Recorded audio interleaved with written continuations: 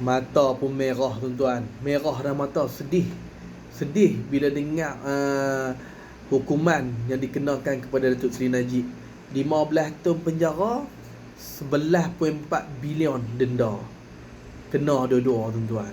Lepas tu pula penjara bermula lepas tamat penjara kes SRC yang ada baki lagi 3 tahun.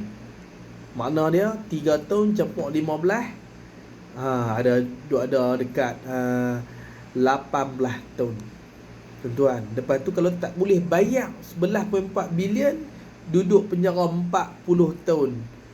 Takkan nak mati dalam penjara tuan-tuan. Datuk Seri Najib ni ada jasa besar pada negara dan rakyat tuan-tuan. Jasa dia sangat-sangat besar tuan-tuan. Kalau kita tengok bantuan tunai ni sampai hari ni masih memberi bantuan tunai kepada rakyat. Ini jasa siapa? Jasa Datuk Seri Najib. Jadi kepada Datuk Seri Anwar Ibrahim, kita merayulah kepada Datuk Seri Anwar Ibrahim, tolonglah kemukakan pengampunan penuh buat Datuk Seri Najib. Tolonglah. Janganlah biar dia meringkuk dalam penjara.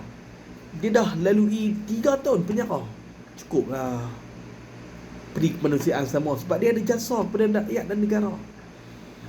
Dan satu lagi, Datuk Seri Najib ni bukannya kaya-kaya tuan-tuan. Tak ada duit pun. Tak ada duit sampai bilion-bilion ni tuan-tuan. Kalau anak-anak Mahathir kot, mungkin mereka ada duit bilion-bilion. Tapi Datuk Seri Najib tak ada. Anak-anak dia pun tak kaya-kaya tuan-tuan. Tak ada. Kasihanlah Datuk Seri Najib.